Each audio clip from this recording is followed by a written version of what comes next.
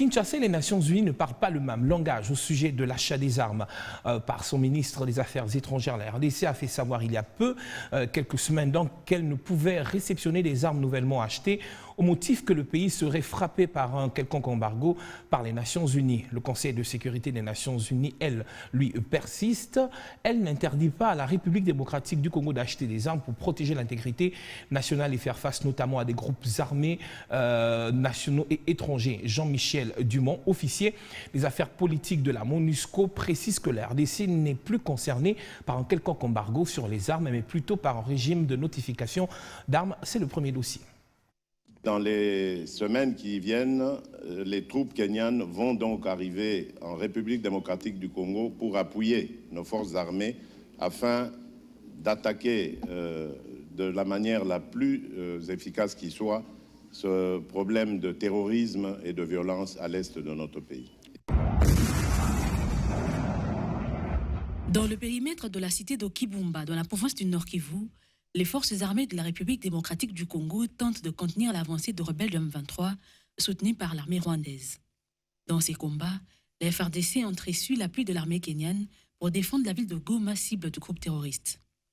Un tableau difficile à interpréter, mais l'objectif est unique, récupérer les territoires occupés. Les instructions des chefs d'État, mais aussi les concepts sont très clairs.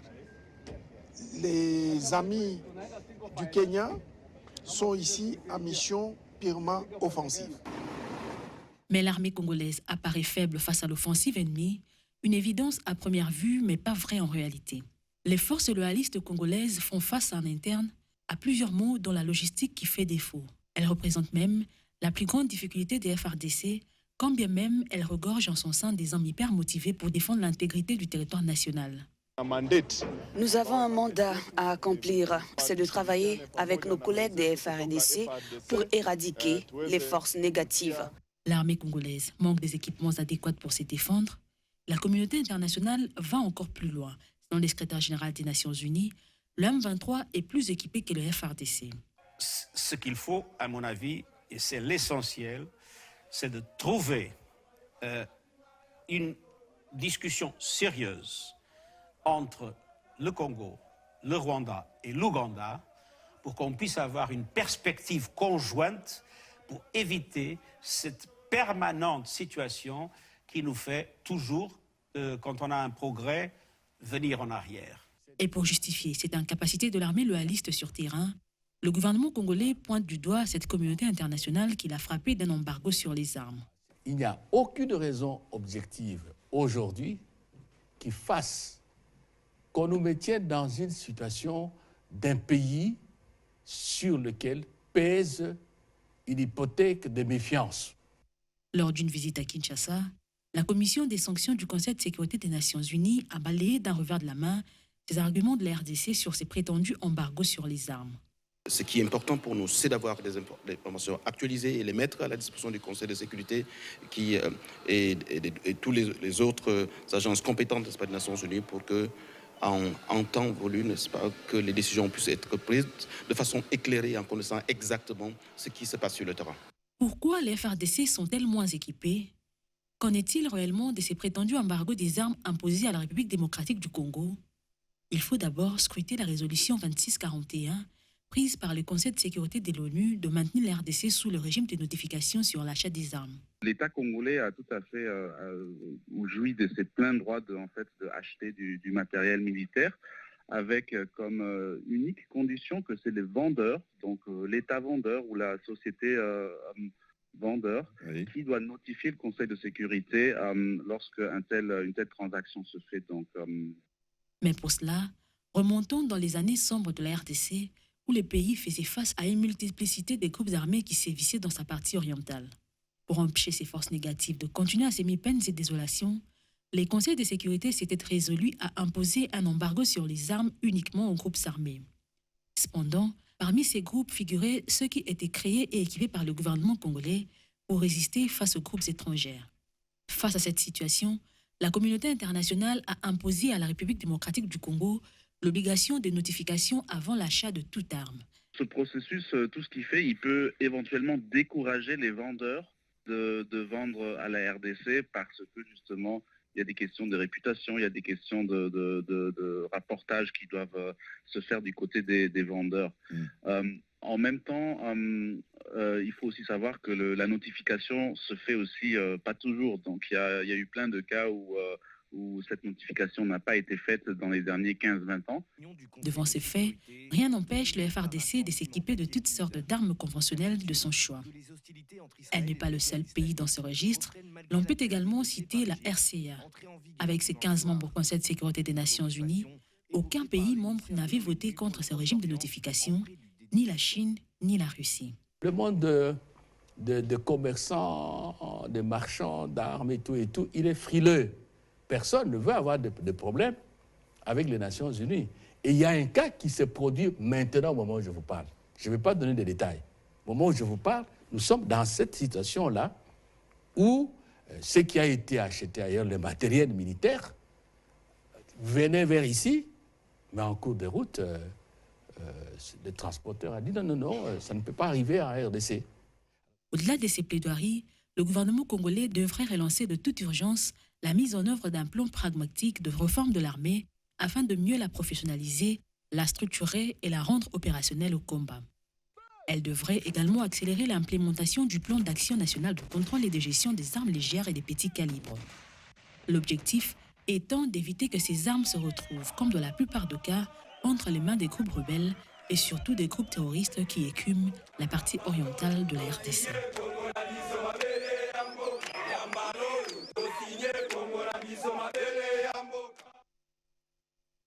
Mathieu Tekizala, la RDC insiste, elle est sous embargo. Par contre, les Nations Unies, elles persistent également que la RDC n'est pas sous embargo. Cher Steve, je vous dirais que vous savez ce qui se passe en République démocratique du Congo, c'est déjà 30 ans, depuis 1994, où la communauté internationale avait demandé à la République démocratique du Congo, parce que le voisin était touché. Mais depuis 1994 jusqu'à aujourd'hui, si nous comptons le manque à gagner que la République démocratique du Congo est en train d'enregistrer, y compris la communauté internationale, est énorme. On ne doit pas être timide. Regardez cette crise entre l'Ukraine et la Russie. On voit que tous les États du monde sont en train maintenant de dire, voilà, on doit. Il n'y a personne qui se cache pour soutenir l'Ukraine. Mais la problématique de la République démocratique du Congo, elle est vraiment injuste. 30 ans où un territoire est occupé à chaque fois. Rappelez-vous en 1998. Ce conflit, de l'autre côté, vous savez quels sont les modes operandi où les uns et les autres utilisent comme les argumenteurs. Ils ont reçu même à venir jusqu'à Kitona. Donc il faut qu'on se pose des questions, d'où ça nécessite une grande organisation du côté congolaise. Donc à l'interne, nous devons s'organiser pour faire face. Il faut organiser l'administration, il faut organiser les entreprises dans le territoire, il faut permettre que la République démocratique du Congo, d'abord à l'interne, que ça devienne un État qui essaie de s'organiser. D'où aujourd'hui, vous voyez, Kinshasa est en train de faire de plus en plus pour essayer que ceux qui... Regardez ce qui s'est passé avec Oussama Ben Laden. Lorsque le territoire a été touché, personne n'a négocié avec Oussama Ben Laden. Les gens ont cherché à éradiquer ce phénomène d'Oussama Ben Laden. Oui, une organisation interne. Je crois qu'à l'interne, en République démocratique du Congo, aujourd'hui, nous devons s'organiser, nous-mêmes d'abord le Congolais, parce que c'est une question nationale. Oui, le gouvernement dit le faire, hein, mais est-ce que, qui croire, est-ce qu'au-delà justement de l'affirmation du gouvernement congolais, également des diplomates, qui croire à cette question? Est-ce que réellement la RDC est sous embargo? Est-ce qu'elle interdit d'acheter justement les armes? Qui croire finalement? Moi, je crois qu'aujourd'hui, il faut que nous puissions d'abord sauver ce marché, qui est un marché mondial. Nous sommes dans des contextes inflationnistes au monde. Après la guerre, la Seconde Guerre mondiale, vous avez vu que les États-Unis ont fait de sorte, parce qu'on cohabite en économie, nous sommes en économie de marché aujourd'hui. Ça veut dire que les États-Unis ont fait ce qu'on appelle le plan Marshall pour permettre à l'économie européenne, parce que ça cohabite. Après, qu'est-ce qu'on a vu? C'est l'économie chinoise qui a permis aux autres économies d'avancer. Aujourd'hui, nous sommes dans une période de crise. Et cette période de crise, par rapport à la démographie de la République démocratique du Congo, par rapport aux potentialités qui sont à la République démocratique du Congo, la plupart des États doivent aussi se retrouver à la République démocratique du Congo commercialement. Au lieu que ça soit à chaque fois cette injustice de faire la guerre n'a jamais construit une nation. Et aujourd'hui, je crois que, y compris l'Union africaine, ils doivent être clairs avec ce sujet de la République démocratique du Congo. Le président Macky Sall, qui est à la tête de l'Union africaine, doit aujourd'hui monter au créneau, y compris, nous sommes un État francophone. Après la France, c'est la République démocratique du Congo. Et du côté de Paris, le président Macron aussi doit regarder ce problématique de la République démocratique du Congo. Sous embargo, hein? Je pense qu'il y a des langages sécuritaires, on ne peut pas parler dans des plateaux de télévision. Les forces de l'ordre en République démocratique du Congo sont en train de travailler. Moi, je pense que c'est injuste de faire un territoire pendant 30 ans où personne essaye de comprendre que les Congolais sont touchés et que le Congo, c'est aussi un marché. Il faut permettre de sorte que ce marché soit un marché pour la sous-région et pour le pays du monde qui, à chaque fois, c'est de l'Est. Qu'est-ce qu'ils ont fait? Alors, quelle lecture faites-vous justement de l'interdiction, au regard de ce sujet? Quelle lecture faites-vous de l'interdiction des manifestations qui devaient être organisées justement pour s'insurger contre ces situations, des manifestations que ce soit à l'encontre de l'Union européenne ou de l'Union africaine? Quelle lecture faites-vous de cette interdiction? Cher Mbouy, vous savez, les manifestations en République démocratique du Congo, la Constitution a bien précisé. C'est-à-dire qu'on a le régime d'information. Ça veut dire que pour manifester, l'administration municipale au provincial doit vous comprendre pour sécuriser la manifestation.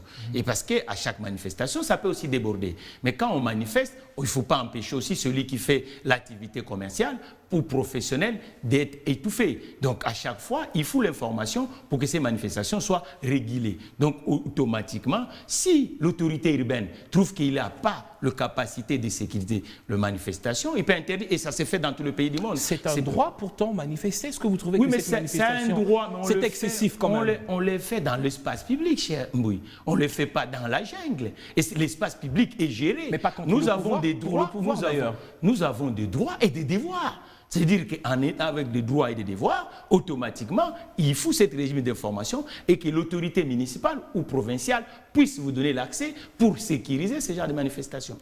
Est-ce que vous estimez également que, par exemple, ces manifestations qui prenaient également le départ, qui demandaient le départ des ambassadeurs étaient quand même excessives? Demander le départ des ambassadeurs de l'Union africaine et de l'Union européenne, est-ce que vous pensez que c'était excessif? Mais quand un territoire est touché, comment voulez-vous que la population, 30 ans, où on est touché, on perd tous les jours les gens, on perd la partie économique, on perd la partie administrative de ces territoires. Je crois qu'aujourd'hui, il faut régler cette histoire comme l'État est en train de faire du point de vue professionnel, mais la rue aussi a ses mots. Ça s'est fait dans tout le pays. Rappelez-vous de Bataclan. La population était dans la rue. Il était dans la rue pourquoi? Pour dénoncer cet injustice terrorisme qui s'est fait à Bataclan. Donc aujourd'hui, la République démocratique du Congo, et à chaque fois, normalement dans tous les États du monde, pour être militaire, on rentre. On doit être enrôlé. Mais on a fait presque 30 ans dans ce pays où les gens, moi je les appelle même des coupeurs de route. C'est-à-dire que les gens croient qu'en rentrant, en faisant, en violant des textes en République démocratique du Congo, et puis on devient quelqu'un ou responsable. Je pense que ce n'est pas normal. Alors, une dernière question. Est-ce que vous pensez que cette situation, justement, empêcherait à la RDC finalement de recourir au marché parallèle? Non, la RDC, c'est un État. Je pense que tous les États ont intérêt aussi de travailler avec la RDC. On ne peut pas prôner les mouvements, un mouvement de banditisme et par rapport, il faut préférer un État. La RDC, c'est un État. Aujourd'hui, les États du monde, y compris les États francophones, doivent essayer aujourd'hui d'être à côté de la République démocratique du Congo. On ne peut pas faire ces jeux-là pendant presque 30 ans et à chaque fois, c'est comme si la RDC, on le compare avec des mouvements. Très bien. Allez, passons à présent au second dossier.